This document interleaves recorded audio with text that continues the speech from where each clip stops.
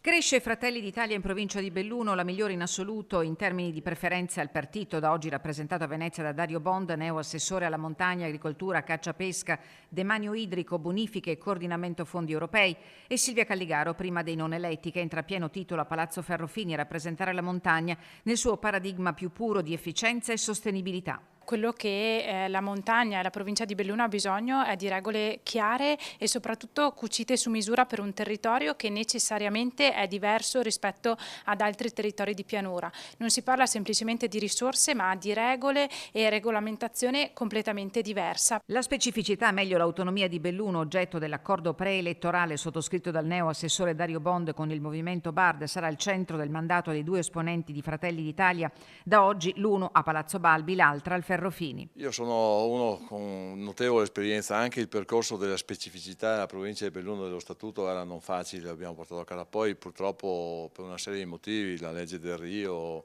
una visione della regione diversa da quello che si vorrebbe e che si voleva, ha portato a non attuare la famosa legge 25 sulla specificità della provincia di Belluno. Adesso c'è una novità, c'è una legge nazionale sulla montagna che potrebbe in qualche maniera permetterci di costruire un'impalcatura con dei capitoli speciali per la montagna veneta. I primi segnali potrebbero arrivare già con il bilancio 2027, intanto subito al lavoro. Chiederò aiuto all'ex assessore Bottacin perché non si butta via niente, afferma Bond.